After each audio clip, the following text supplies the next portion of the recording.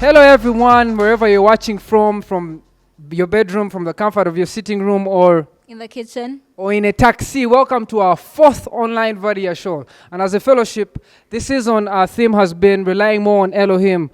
But this particular Vadia show, what do we have? This particular video show, we have pressing in on Elohim. More of relying on Elohim, but we are pressing in onto Him. And for us to be able to press on onto Elohim, we have to do that mentally. We have to be healthy mentally, physically, spiritually, and of course all the other things. So Joy, why are you dressed like that? Well, I'm dressed like this because I'm getting ready to press on to Elohim. Are you sure? Is that why you're in the sleeveless? Yes, I am. I'm ready to go into the gym. And right now, let's invite Canaan with the Bethel Buzz. Yeah, man.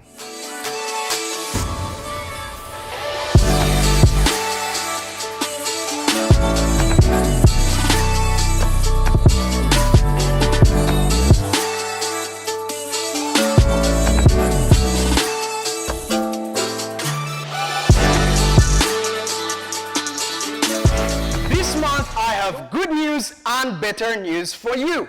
But before that, let's talk about health. You see, the thing about health is that it's like a perfect hairstyle, in that everybody wants it, very few people know how to get it, and those who do, well, just won't let you rest with it. But let's talk about pushing on. The thing about pushing on is that you need endurance, and endurance comes with being healthy. Now back to the good news and the better news. The good news is that health is way more than just physical exercise. It's mental health, spiritual health, and yes, physical exercise. The better news is we're going to be talking about all this today. And what better place to start than the gym?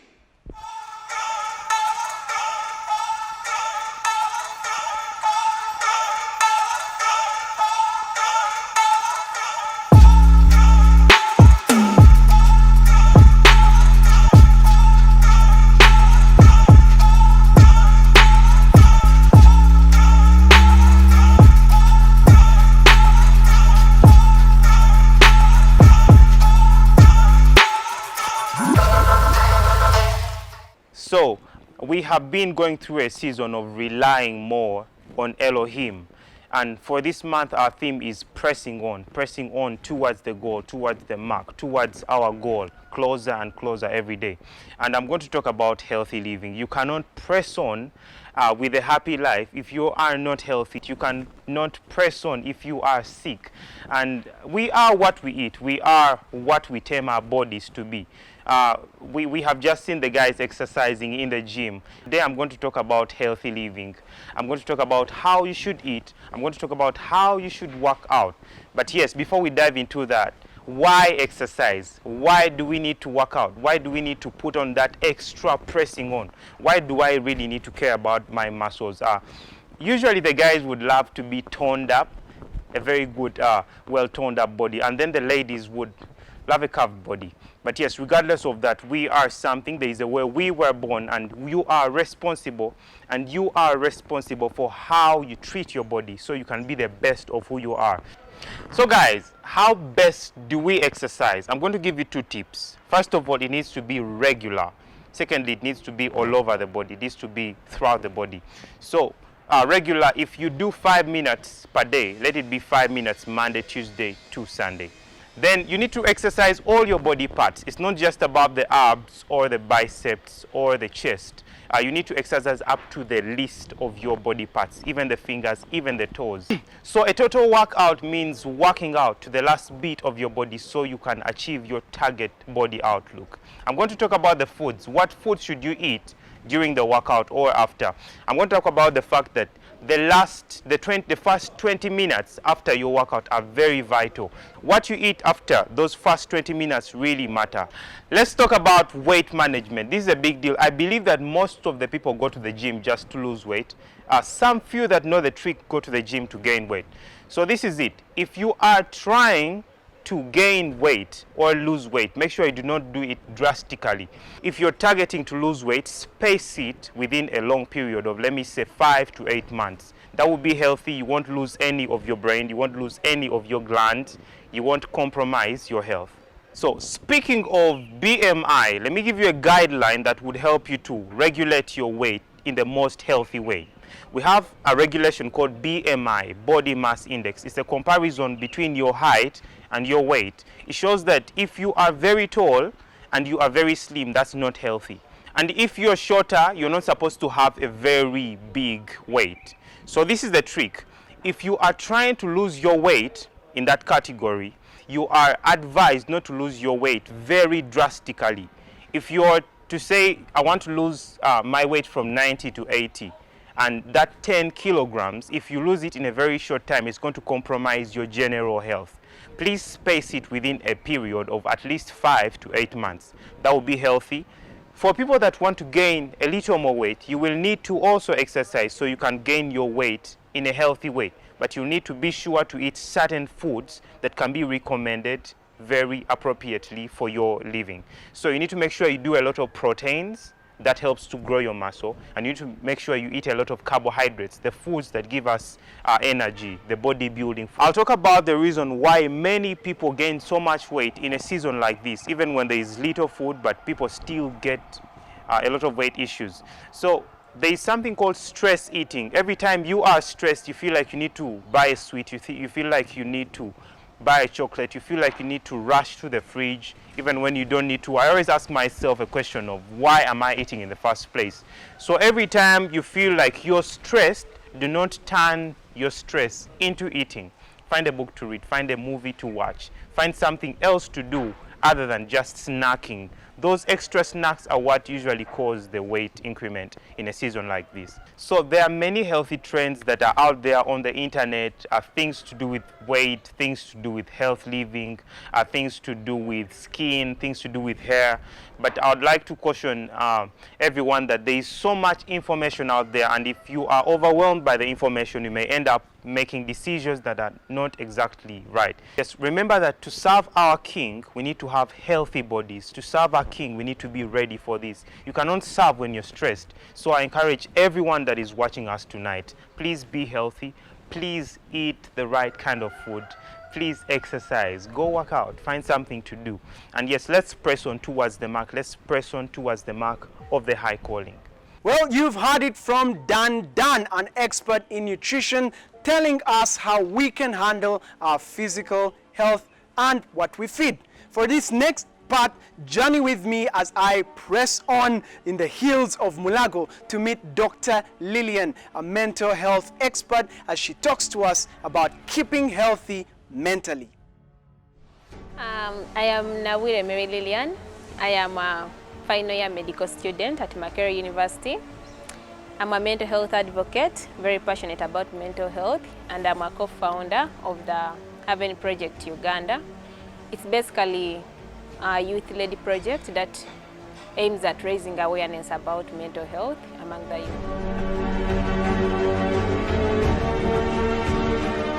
Anxiety is not one particular thing. I would say anxiety normally, in the normal layman language, it's someone being anxious, so someone being worried about something maybe unknown or something they don't know. We have separation anxiety. This one can develop like during childhood. Someone gets attached to their figures, or the important figures in their lives, for example, mother, father, someone they are close to. Then their brain tells them that this person they love is going to face maybe a challenge or certain harm or going to be hurt. So they feel anxious about that and they don't want to separate with their person like all the time. They are very bothered about that. We have social anxiety. Someone feels so worried, so fearful about maybe speaking in public, maybe going on stage. You see, we all fear. Sometimes we panic and all that, but then this particular person, it's intense, it's out of proportion, that they start sweating, their heart beats, it pounds, it's like too much for them. We have panic attacks, those are anxiety disorders. Someone starts sweating, their heart starts beating very fast, they even get chest pain, some even feel like they are choking, but over nothing, like they have no particular reason as to why. Yeah, we have what we call specific anxieties. You see, we all have something we fear. Some fear snakes, some fear cockroaches. But then when it comes to someone with a specific anxiety disorder, if it comes, for example, to a cockroach, for them when they see it, they respond out of proportion to how any other normal person would have responded. Well, there is no one particular cause for anxiety, but there are determining factors. We have environmental factors and then we have genetic factors. By genetics, I mean some people it runs within their family. Their genes, somehow the genes that control the fear and the worry, they are kind of altered. So when they respond to certain responses, they do it out of proportion. It's genetic. Then the environmental factors, we have stress. Stress for different reasons, financial reasons, it could be at work, it could be in relationships. These affect people. Then some, it could be the drugs people use. For example, illicit drugs like cocaine or alcohol, substance abuse. We have anxiety or substance abuse related anxiety disorders. So someone is using these drugs and they affect them, so they make them anxious.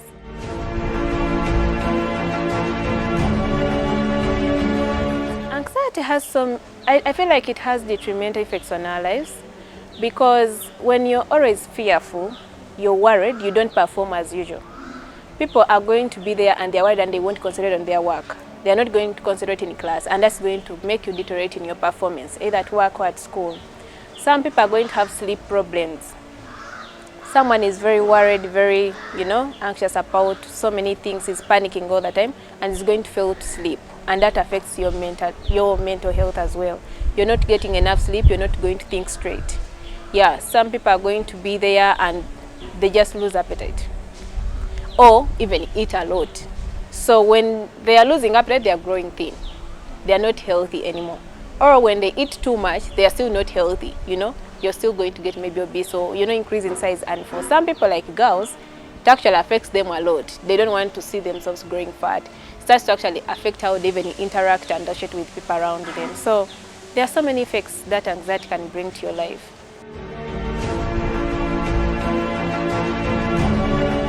When you assess and you have anxiety disorder, there are ways to cope.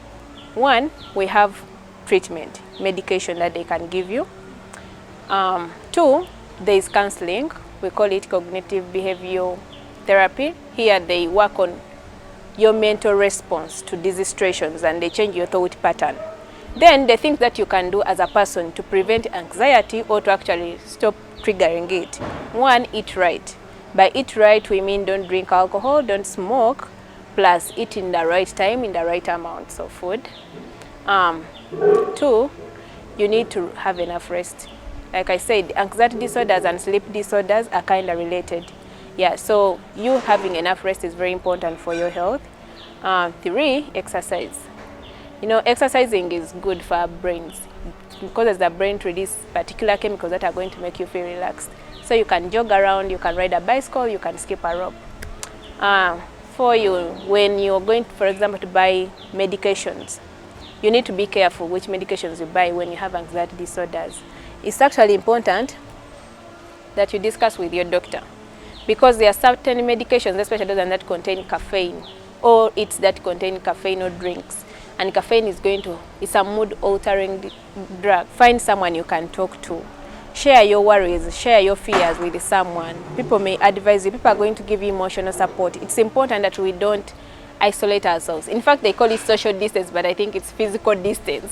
Socially, you still have to socialize with people. I mean, contact people, call people, text people. And then other people out there who may be not going through things, reach out to your friends, You may be okay, but someone out there is not okay. Your friend whom you haven't heard from in a long time is not fine. So reach out to them and maybe listen to them when they need your help. Yeah, I think it's important that we keep someone around us, someone whom we think we are accountable to, someone who can help us, we can tell how we are feeling. If you are out there and you have been struggling with anxiety or any other mental related issues, you do not have to struggle with it alone, as you may have heard from Dr. Lillian. But let's talk about community living, because part of being a Christian is living in a community. And more importantly, part of healthy living is having a healthy social lifestyle. And so let's go to Bethel Youth Hub and look at some of the brothers that have been staying there for the past few months and living life, sharing life together. Let's look at their story. There are quite so many things that I've learned from living in community. one being the major factor, that is bonding. Hebrews 10:25, where it says, "Do not underestimate the gatherings and meetings, but through it edify and build one another." We've been able to sit down and brainstorm a common goal that we would want to reach each week. And everyone at least has been able to contribute, even in times when there's no public transport or private cars are not moving. But with teamwork, we have seen everyone get out of their own way to see that we achieve. The fruit of the Spirit coming to life, where you have to love one another, where you have to be kind to one another, where you have to be patient to one another, where you have to be gentle, where you have to practice self-control. It has been great living with people who are different.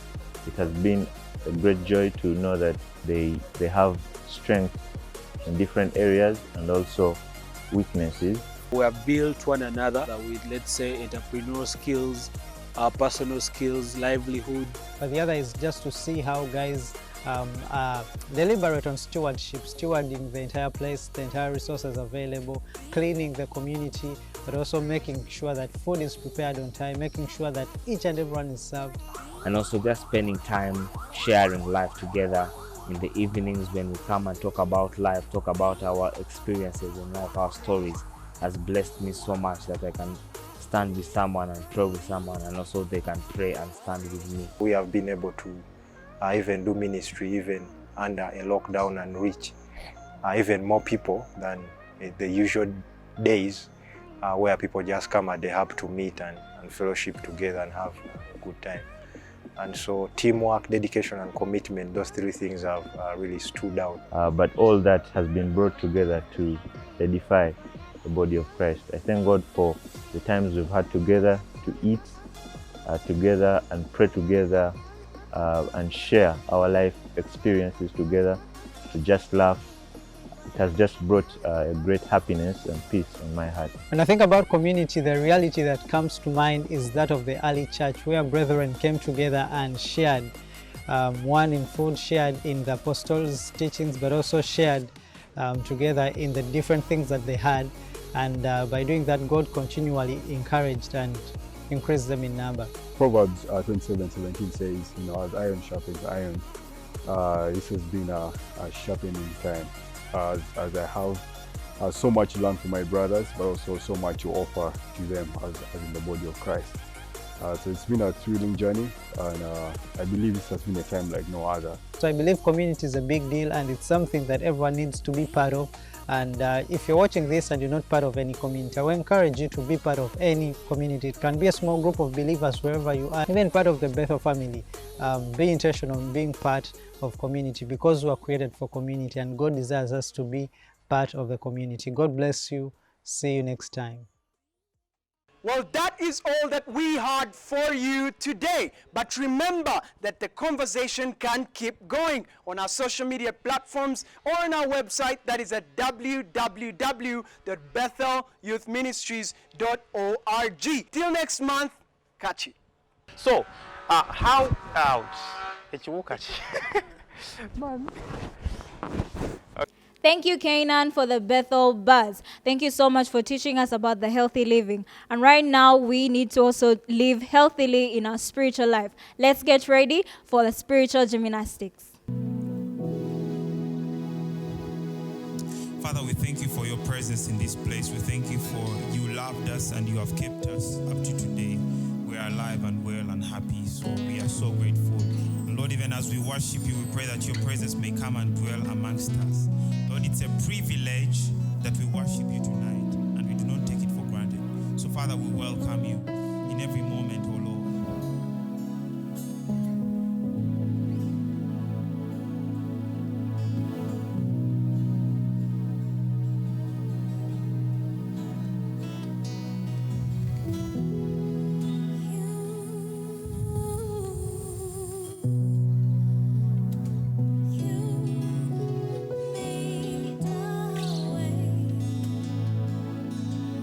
When our backs are against the wall,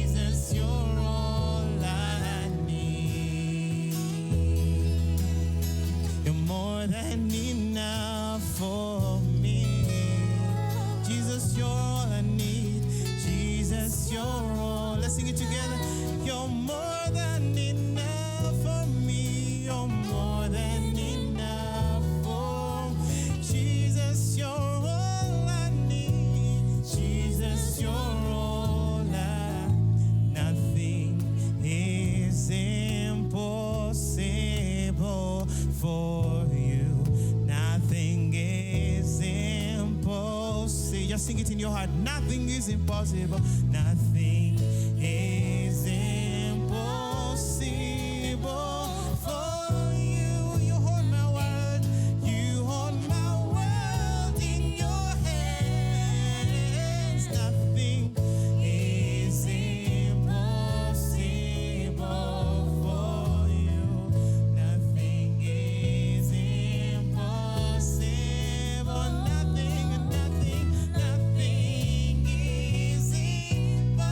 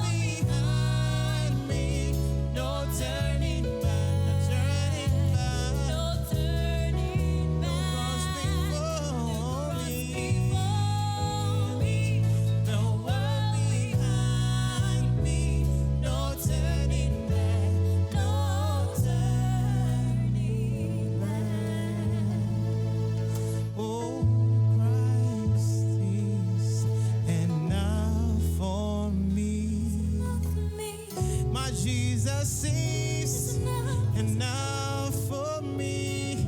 Oh, everything I need is in you, Lord. Everything I need, Christ is enough. Christ is enough for me. Christ is enough. Oh, everything I need is in you, Lord. Everything, our Father, we bless your name. We bless your name tonight. Christ is enough. We thank you for the cross, my God. Thank you for your healing, Lord. Everything I need is in you, Lord. Everything I need. We bless your name. Father, we love you because you are enough, even in temptations, even in sickness, even in lostness, oh God. You are enough for me. You are enough for me. You are enough for me. Oh, you have always been enough for me. You are too much, oh. You are so much, oh, enough for me.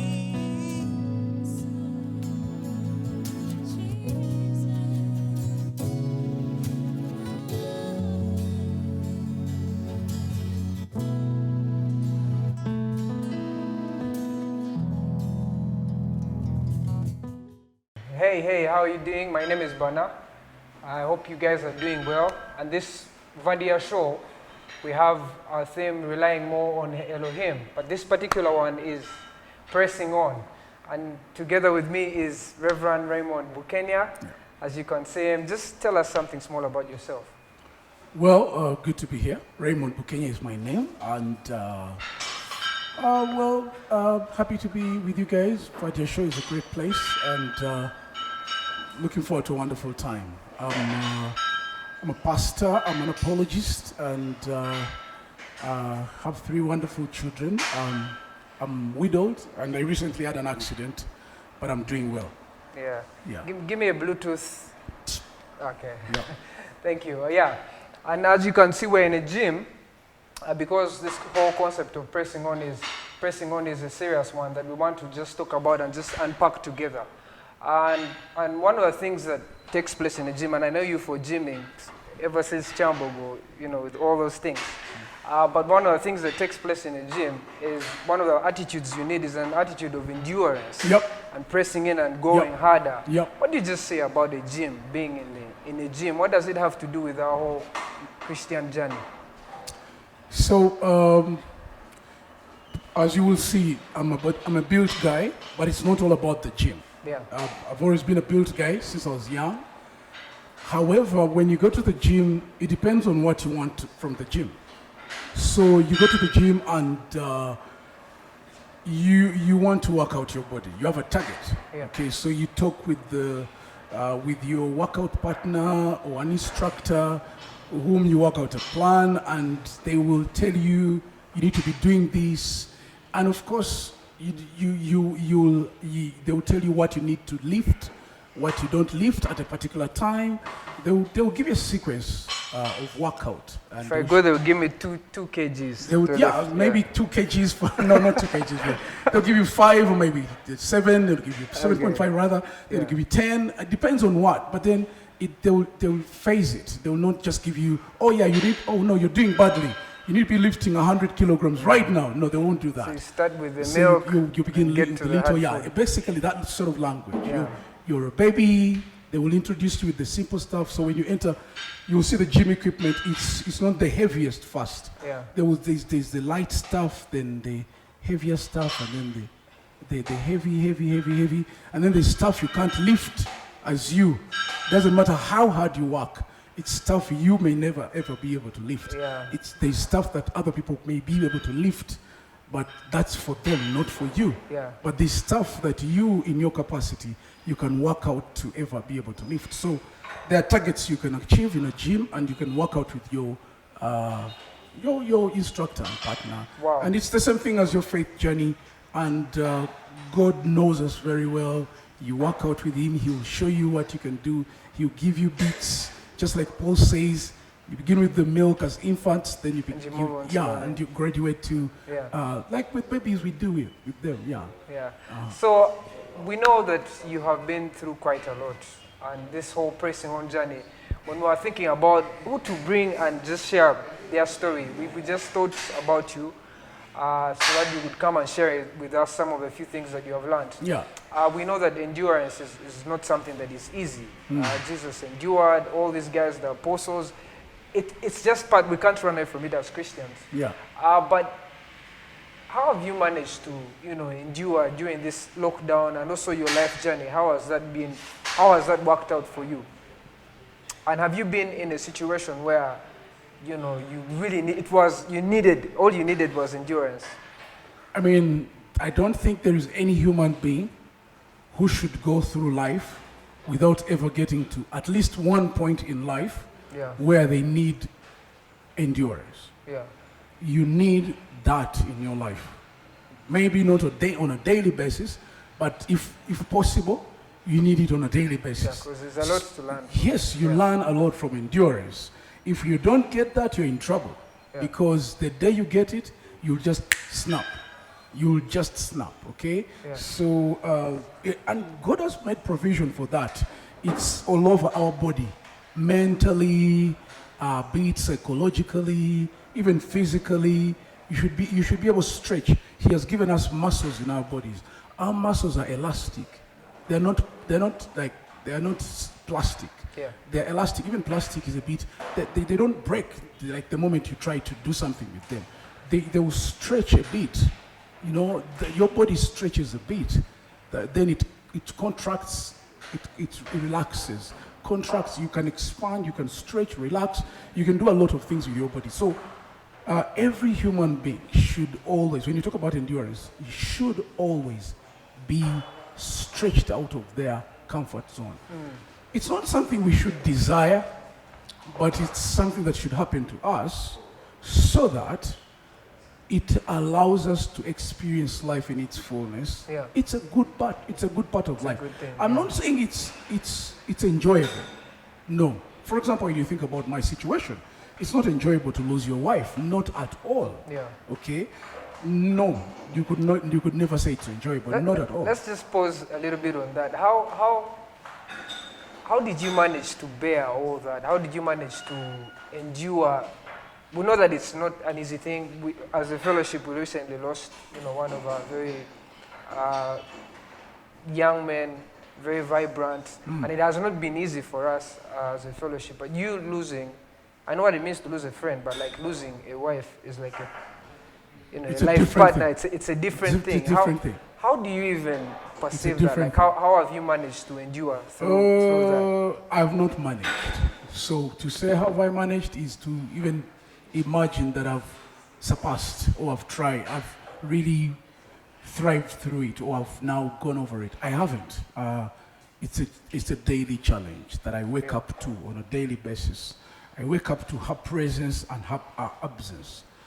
She's present in every experience, in the children, in my reality, in the house, in the pictures, in my thoughts, in my reality, but she's absent physically, you understand? Yeah. So in my thoughts, in my memories, she's present, but she's absent, you understand? So it's not something that I've managed. But then, what I've managed is to accept that she's dead, right? So the first thing is being able to accept. I've the accepted that situation. she's dead. Okay. All right? That one I've accepted that she's dead and she's gone. That's helpful because it means that I'm not living in denial about what happened. Yeah. Because the challenge about grief is you will definitely struggle. I struggled. I could not believe. There are times I would, be there and just imagine, really? She's gone? Yeah. So there's a struggle to comprehend the fact that someone who was alive and here yesterday is gone. Is not anymore. So to be honest, I've got to that place where I have accepted that she's dead and she's gone. And I have children that I have to help to accept that reality as well. Yeah. And for them, they don't accept it. They ask you. So they ask me all the time. They keep asking questions as though for them they expect her back. Until as recent as probably yesterday. It's as if they expect her back. went out for a visit and she'll come something. Shall we see? Because they are still growing. They think when they are older, they are going to meet her somewhere, or when they die, they're going to meet her somewhere, and they'll still hang out with the same mommy, something like that. And so, and I am on a journey of, I'm on a journey. Yeah, I can't say that. So embracing that Yes. is actually allowing the fact that suffering is part of the journey. It is part of the journey, and it helps you to endure. But again, just like the fun is not permanent, I also think the pain and the suffering is not permanent. So we keep getting a bit of both. Yeah. So as a Christian, as a pastor, a leader, what did God have to do with this whole thing? How did you fit in God? How did you rely on Him in this whole thing? So, for example, like working out in a gym, okay? Yeah. People work out in a gym for all sorts of reasons. Let me tell you. Some people will come to work out in the gym for self-defense, right? Yeah. Guy will come to work out in the gym because they want to build more muscles. Morgan, like some guys, there must be a guy who is working out just to make sure that when they are attacked, they are able to swing a punch, okay? Or a kick. Then there are other guys that will be working out just to show off muscles, okay? As you work out, when you don't wait until you're attacked, and then you go down to the floor and you begin to do push-ups. You get what I'm saying? Yeah. You don't wait until you're in trouble and then you work out. So when you ask me a question of how did I rely on God, I mean, I've had a relationship with God in the past, Very true. before I was hit. So it's like a four-wheel drive car. A four-wheel drive car has four-wheel in it before it gets on bad terrain. All you need is to engage the four-wheel When you get to the bad terrain. You don't purchase the four-wheel. Wow. When you say, that's bad terrain, let me get four-wheel. It's those that don't have four-wheel that need help. As soon as they get to bad terrain, they're like, I need help. Yeah. So for me personally, as Raymond, it's the relationship that I've had with God that has helped me in times like these. And you need to cultivate it, just like a person who comes to the gym and works out regularly. Lastly, we see in Hebrews 12 about how Jesus endured for the joy that was ahead. Absolutely. Does that have anything to do with your endurance, like seeing ahead, Exactly. an eternal perspective kind of thing? How does that have to do with Exactly. pressing on? Now, there's one thing that I have learned also, that not everything we go through in life is about us. Yeah. Sometimes, just last night, I was thinking about how my late wife organized me. Like, people come to my place and they think I'm organized. Yeah, but it's not me. Yeah. It was her. But then she passed on. But she left me a bit organized. There are things that I look at and I know there is no way, as me, Raymond Bukenya, I would have been organized. She came into my life for a short period of time, organized me that way. She moved on. Now, that's a small part of me, but it's very significant. Now, she moves on to eternity. And what am I trying to show you? Now, that's a good side of it. But there are some other tough things that happen to us, like me. How I go through my experience now can benefit so many people. So it's up to me to have a positive attitude towards it, as God helps me to go through it. And when I'm through it, there are definitely people who are going to learn from it. Just like Jesus. Absolutely. And Jesus' journey Actually, it's you and I that are learning from it. Many people learned from it. Some people didn't. Even his disciples struggled to grasp it. Yeah. Because it was, their expectations were like people right now would expect, Raymond, how do you go through that? How You God, pastor. how could God Yeah. let you go through that? So people didn't expect a Messiah. So they even got to a point where they doubted whether he was really a Messiah. Yeah. But the thing is that Paul teaches, and all the New Testament writers teach us that he endured it in a way that teaches us not only humility and acceptance, but also that it was the only perfect sacrifice that he offered. The way he offered it, and the way he did it, and what it brings for you and I. And the way Hebrews 12 is written is that ahead of us are many people that are heroes, Yeah, just like talks heroes about of the Moses, faith. talks about all those guys. Heroes of the faith are in 11, but in 12 it talks about witnesses, the crowd of witnesses that have gone ahead of us. We are surrounded by heroes, by a crowd of witnesses. So we should focus. We should have an eternal perspective that they suffered, but they saw an eternal perspective. At the end of it. God doesn't load us with stuff that we can't endure. And sometimes when he loads us with stuff, we feel we can't endure it, but he knows we can endure it. And when we endure it, even when it looks very hard, our attitude is inspirational to other people. Yeah. The way we face the challenges that God puts before us. Inside us, he puts a deposit of trust in him that will help others, that when someday they are faced with a similar one or even a harder one, just like you, when you see somebody lifting a weight, you're like, how does that guy lift? How does a small guy like that lift? How does, like, there are some countries that are looking at a country like Uganda fighting COVID, and they're saying, how can a country like Uganda fight COVID that way? What are they using? And they look at and they study how we are fighting COVID, and they say there may be something we can learn from Uganda. The way we fought HIV, they learn from us. So someone can look at how you're lifting, and they say, how can a guy like that lift that in a gym? I need to ask him, how does he do that? And then you discover it is attitude. A small guy is lifting a heavy weight. And you think it's attitude. So he worked out his muscles just because he had a different attitude towards weights. And you're a big guy, but you're scared. We need to see other people's experiences. And God, that's why we are not one human being in our experience. There are many others in life, And But God, it's a good thing to look at life from the very end, Absolutely. not from the beginning. Because when you look at it from the end, now that's when you have the whole eternal perspective. It gives you more reason to endure and to press on. But we don't have that, and God is smart by denying us that. Do you know why? Because just imagine if you knew how and when you're going to die. Or just imagine you knew how long you're going to live. Yeah.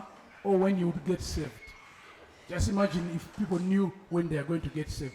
That God Or if I knew what you are thinking about. right now. So yeah, but God- not in the context of having full knowledge, but Yes. just having kind of like perceiving or comprehending. Okay, you can't of course comprehend it. Yes. Like knowing that I'm going to endure this, losing my wife, an accident and all that stuff, because I know there's a greater joy set for me Absolutely. ahead. Oh, yeah. A greater joy. Yeah. Paul says, for the pains that we go through now, the trials that we go through now, And nothing are compared nothing compared to the glory Wow. ahead of us, Yeah. of the time to come. So I think James, I have a reflection. Count it all joy. Yeah, count it all joy. James I have a 1. reflection on how James, Peter, and Paul, all of them senior apostles, keep talking about pain and suffering and trial as though they are privileges. They keep saying, count it all joy when you're faced with trials of all Yeah. kind, Yeah. because the Of all kind, they are from every direction. Yes. Yeah. because the joy ahead is great. So the trials that we face should prepare us. Like when you lift a small weight, like when you go to the gym, there's not only one type of weight. Different ways. There's not one type of workout. Yeah. There's not one type of barrier.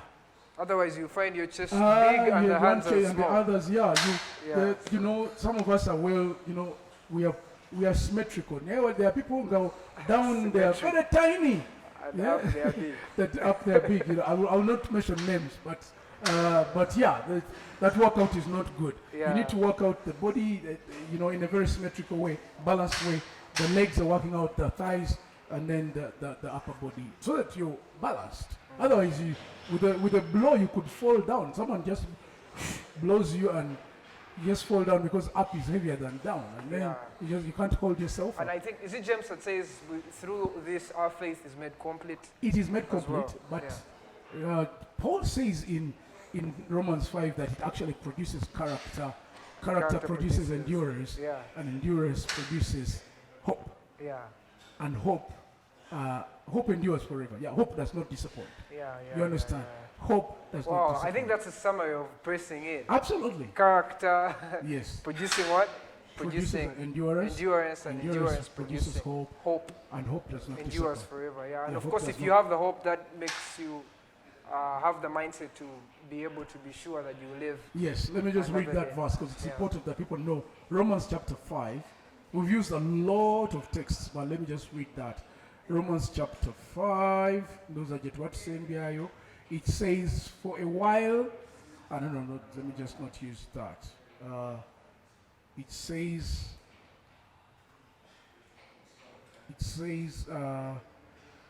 we can begin from verse 3. Not only that, but we rejoice in our sufferings, knowing that our suffering produces endurance. Rejoice in our suffering. Yes. For our suffering. Two things that are there. Sufferings are there. Yes. So not that they are not there. Sufferings are there, but we rejoice in them. That's an attitude. Yeah, an attitude. Thank you. Rejoice in them, for they produce endurance. It's a factory. Yes. The suffering is a factory. Something comes out of it. Producing endurance. So you must have a future perspective. Yeah. Something will come out of it. They'll produce endurance, okay? Have a future perspective. Endurance. Yeah. So, suffering produces endurance. Endurance produces character. So endurance produces character. There's a future perspective. Yeah. It doesn't end with endurance. It produces character. So it goes on to produce hope. And hope does not put us to shame. Yeah. All right? Because God's love has been poured into our hearts through the Holy Spirit who has been given to us. That's why I was saying there is a deposit in us that will pull us through. Christ in us, the hope of glory. Amen. Reverend Raymond, it's been great. Hey, just a Bluetooth again. Yeah, it's been great spending time with you. And thank you for encouraging us. Of course, as you know, you're on the front line, and when people are seeing you facing this situation, still pressing on, still loving Jesus the same way, even with all that you've been through, I think that speaks volumes to us. So we just thank you for spending your time with us. Sure. And we hope that we can be able to do this again. Sure. Welcome. Just shout outs to who? Well, to everybody out there, to Rachel Mutesi from Clare. Winston. Okay. That's not me. That's not me. Winston Masate. Yeah, and the whole Bethel community. Thank you guys so much. You guys, to you guys. Thank you very much. Bless you guys. Fun working out, dancing, and exercising my body for Christ. Hallelujah. Okay. We go. Walk with me. Good. Start keep walking.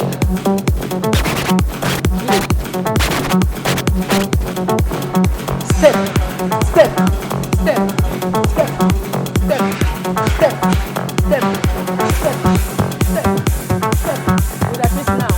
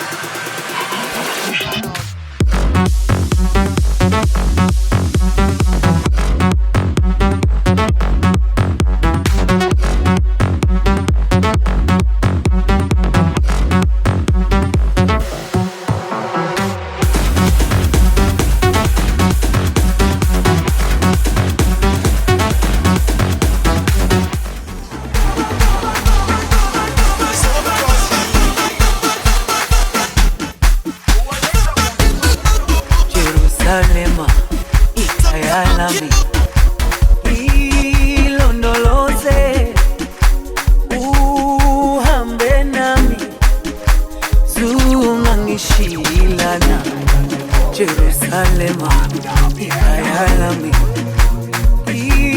ilondoloze uhambe nami zungangishilana dawo yami ayikholana buso wami awukholana ilondoloze zuhambe nami dawo yami ayikholana buso wami awukholana ilondoloze zuhambe nami ilondoloze ilondoloze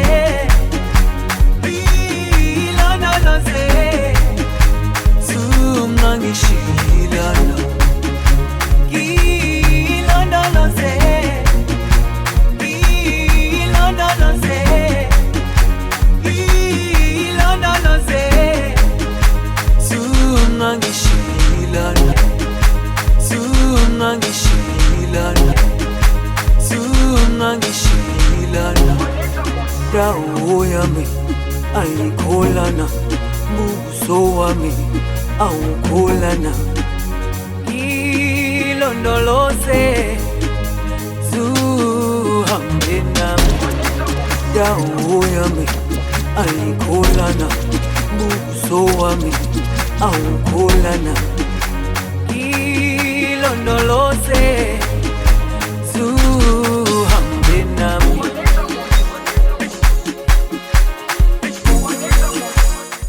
We want to thank you so much for watching the fellowship, and we are so blessed to have you on board. Send in your comments, send in your prayer requests, send in your testimonies of pressing on and enduring in this season, and we are so blessed to have you. And one way you can get in contact with us is through You can get in touch with us through our social media platforms, or you can get in touch with us through our online website, that is at BethelYouthMinistries.org. But they can also support the ministry. You can support the ministry by giving still at our website, that is at www.BethelYouthMinistries.org/donate. And so God bless you, God be with you, God stay with you, God love you, and may you press on and endure every day of your life.